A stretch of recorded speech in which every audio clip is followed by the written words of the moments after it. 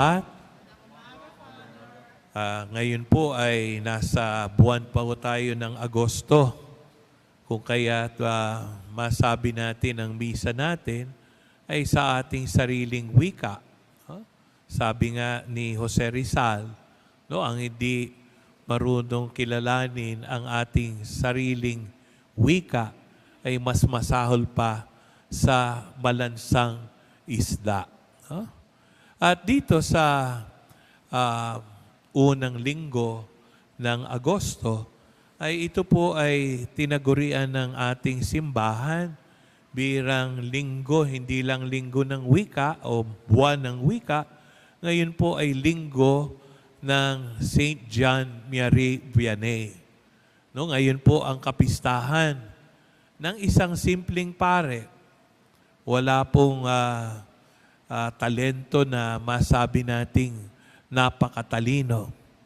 Siya po ay simpleng tao na nag-struggle, no, sa pag-aaral sa seminaryo, sa filosofiya at sa teolohiya. No, at yung kanyang pagpasa, passing grade lang. No? Hindi po siya magna cum laude, hindi po siya summa cum laude, hindi lalo siya na cum laude. Kundi siya lang po ay nakapasa. No? Pero ang kanyang commitment, ang kanyang dedikasyon, no, na maglingkod sa Panginoon at sa Santa Iglesia ay talagang hahangaan po natin. Dumating sa punto na pagkatapos niya ng pag-aaral ay siya'y nai-oordinahan. Sumagi sa isip ng formators at ng obispo na ordinahan ba ito? Gagawin ba nating pari? O ito po ba ay gagawin na lang nating brother? Ang yung pinag-aalinlangan, ang takot na siya'y bilang pari, maging guro katulad ng ating si Rabbi na si Jesus. Baka mali ang kanyang doktrinang ituro at lalong maligaw ng landas ang ating mananampalataya. No? Kaya nagdalawang isip. Pero sa pagdarasal, no, talagang ninais ng Diyos na siya'y maging pari, na ordenahan. At yung obispo, sabi niya, hindi ko yan dadalin sa magagandang parokya. Dadalin ko yan sa remote, no, liblib na lugar ng Francia. At ito po ay sa Ars. No? At doon po ang simbahan na assign siya ay patay na parokya. No, mga tao doon hindi na nagsisimba. Parang ngayon sa First World, no, ay parang museum na lang, parang point of visitation for tourist reason. No? Hindi po katulad sa atin. Umaapaw po ang simbahan. No? Ang mga nagsisimba po sa Amerika, sa Europe, matatanda, kakaunti. No? Mas nanaisin pa ng marami pumunta sa amusement parks o sa beach. No? Kaya masabi natin, nang pag na-assign siya doon, no, sarado na ang parokya. Pero sinimulan niyang buksan. No? Siya po ay naglaan ng 17 hours to 18 hours na umupo sa komposyonaryo para dinggin ang kumpisal ng mga tao. Abay, ang pila, ang dami, hindi matapos. Hindi lang parokyano niya, kundi kahit sa iba pang panig ng Pransya, dinadagsa ang simbahan. No, sabi nga, wala man siyang talino, basta't merong kang pananampalataya. Ang Holy Spirit, ang Banal na Espiritu, ang magsasalita at magtuturo. At dito, ay sa kanyang kasimplihan, at dedikasyon, ninais ng simbahan, siya po ay ang maging modelo, patron o huwaran ng lahat ng mga pari. Sabi nga ni Saint John Marie Vianney, no?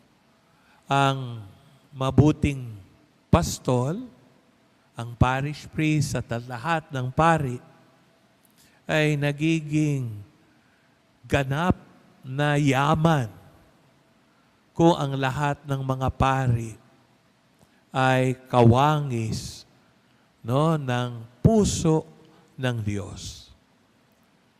Kung ito'y lalo na yung kabanal-banalang puso ni Jesus, ay ito po ay malaking handog at kayamanan para sa parokya. No? Kaya masabi natin, naalala ko tuloy, yung kwento ng isang bata. Tinanong po yung isang matanda. Sabi niya, Tatay, ano po ang pinaka mas mataas na antas? Ang pari o ang anghel? Sabi noong matanda, Iho, siyempre, yung anghel. Bakit? Ang Diyos ang pinakamataas na antas. Pure spirit, no? Wala siyang katawan, wala siyang laman, kundi purong espiritu. Tapos nilikha ng Diyos ang anghel. Mas mataas ang antas ng kanilang karunungan. Wala silang laman. Kaya pure, no? Purong espiritu. Mas magaling sa atin mag-isip. No? Kaya yung anghel ay mas mataas sa tao. Ang tao may kaluluwa, meron ding laman. No? Embodied spirit. Kaya limitado ang tao. No? Tapos, yan po ang aking sagot. Sabi nung bata, mali po kayo. Mas mataas pong antas ang pari. Bakit mo naman nasabing mataas? Kasi ang anghel, no, ay inuutusan ng Diyos. Bumaba ka, puntahan mo si Tatay Francisco Bautista. Di man siya nakapagtapos ng kolehiyo. Successful siya. Gabayan mo bilang guardia de anghel si Tatay. Lahat po ng kanyang mga anak nagsipagtapos. At ngayon pong linggong ito, ay ang ating pong corporate center ng St. Peter ay ang nagsisimba ay mga estudyante, mga scholar, isko at iska ng ating Francisco Bautista Scholarship Foundation Incorporated. No? Makita nyo, no, sa ninais na mithiin ni Tatay Francisco, no, mabigyan ng magandang kinabukasan. Kung wala man siya noong paraan na siya'y makapagtapos, siya po ay madiskarte sa buhay. Nagampanan po niya na magbigay ng magandang yaman at kinabukasan ang Bautista family. At ngayon sa biyayang tinatanggap, no? Andito rin po ang pamilya ni Tatay Francisco hanggang sa apo at apo sa tuhod, no? Na pinagpapatuloy ang tinatawag nating family company.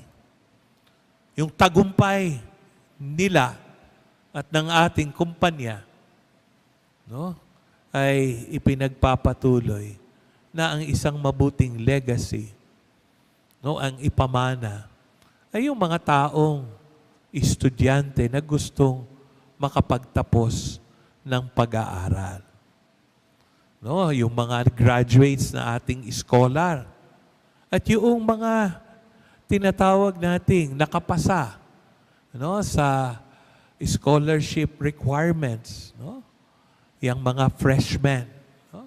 Marami po sila, iba't ibang panig ng Pilipinas, no?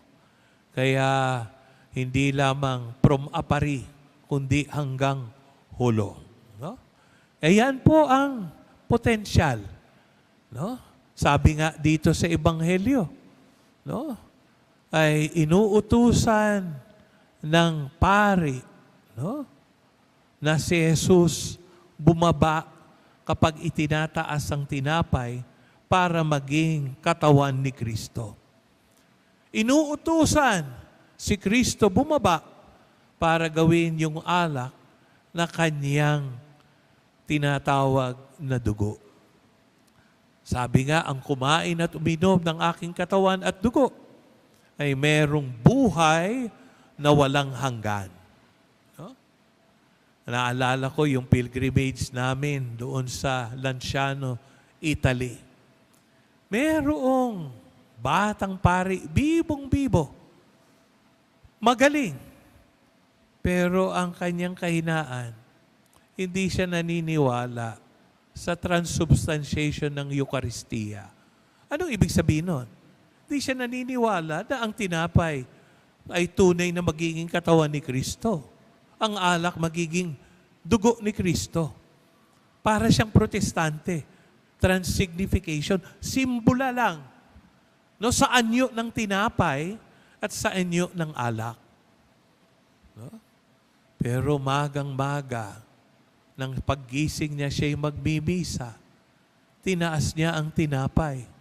Pikit mata. Pero naramdaman niya sa kanyang bisig sa kamay, mayroong tumutulong liquid. Nang buksan niya yung kanyang mga mata, nakita niya ay dugo at yung tinapay naging laman. No? Kaya sabi, simula nun, naniniwala na siya na ang Santa Misa, sinabi ni Jesus, ang kumain at uminom ng aking katawan at dugo ay magkakaroon ng buhay na walang hanggan. No? Kaya nung sa Ebanghelyo, naghahanap yung mga tao kay Jesus. Kaya lang frustrated, no? Bigo ang Panginoon. Ang daming tao, sumusunod kung saan siya pumaroon. Pero yung mga tao, hinahanap siya kasi nagpakain siya ng tinapay at isda. Siksik liglig, umaapaw pa. Buffet style. Kaya mayroon pang natira sa 5,000 pinakain. 12 na basket ng tinapay at isda. Kaya sabi ni Jesus, mag-sharon kayo. Balutin niyo ito at iuwi niyo sa inyong pamilya. Hindi sinayang. Pati mga na hindi nakarating na biyayaan. Parang katulad ngayon, di man nakarating pisikal ang mga scholars kasi sila'y nasa kanilang probinsya. Meron naman tayong online mass at sila'y nakikiisa sa ating Santa Misa. No? Kaya sabi ng Panginoon, ang tao mareklamo at mahirap kumbinsihin, no, na ang mata, physical lang. Gusto ko makita, ano mang inyong tanda? Ano ang senyalis mo para kami manalig sa iyo? Eh di ba sabi nga, meron pang isang mata, the eyes of faith, no? Na makita na si Jesus ang Mesiyas. Siya ang tinapay na nanggaling sa langit. No? Kaya yung tayo busugin. Huwag lamang yung tinapay, pagkain na nasisira. Oo, physical food is basic need of man. Besides shelter, no? Beside what we call damit. No? Kaya natutuwa po ako sa mga empleyado po ng St. Peter Group of Companies. No? Kapag makita nyo, meron ng sariling house and lot. No? Katulad ni Ryan, katulad ni Alma, Sexy, Pascual, Pasqua. No? Makita nyo, no? Umaangat sa buhay. No? Kaya sabi ng Panginoon, huwag nyo lang hanapin ang pagkain. Huwag kayong mamuhay dahil sa instinct. No? Sabi nga ni Machiavelli, para hindi maghimagsik yung mga tao, provide mo sa kanila araw-araw may pagkain. Pero sa Katoliko, sa Panginoon, sabi niya, meron pang mas mataas sa pagkaing pisikal. Huh? Ano? Katulad ng scholar, edukasyon. Hindi mo lang bubusugin yung tao. Busugin nyo rin ang kanilang isip. Equality. No, bakit ba lumaban yung ating mga bayani?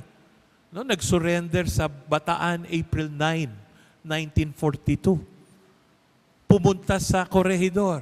May 6 nang sila ay nag-surrender hanggang sa nag-death march.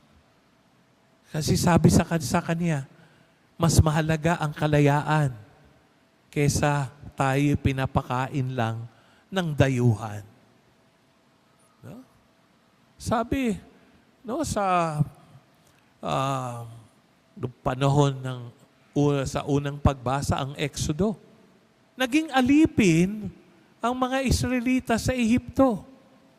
Hard labor for 17 hours.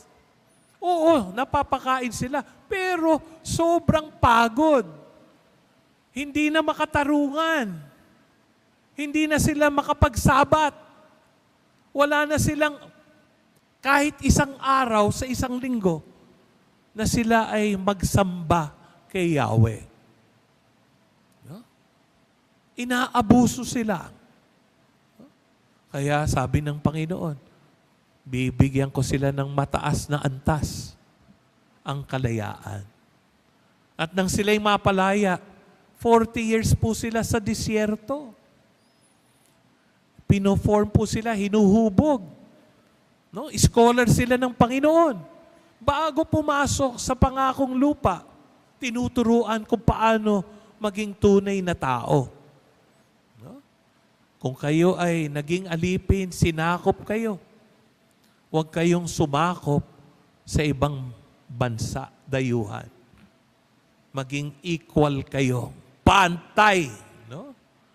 Kaya maganda rin po. No, sinasabi natin, no, ang kalayaan.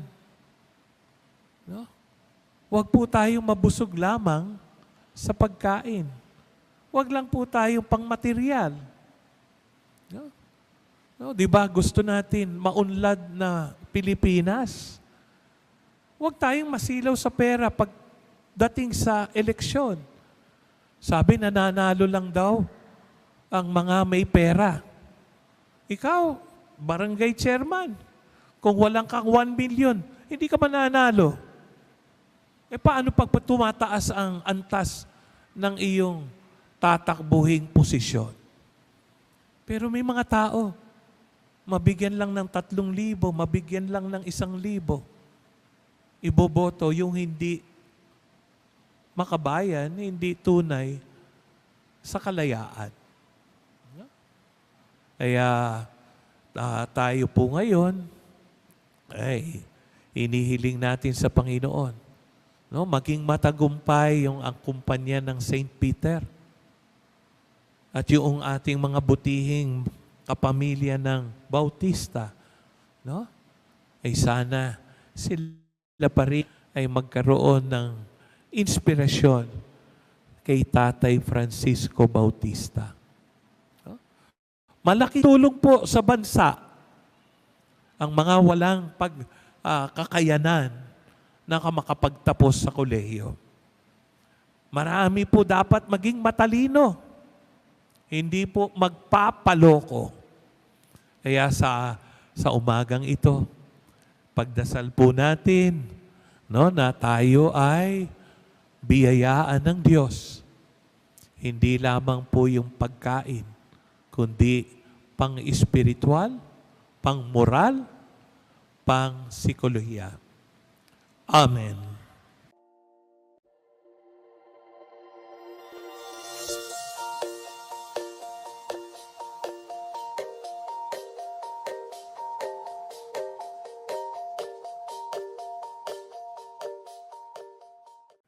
Thank you for joining us.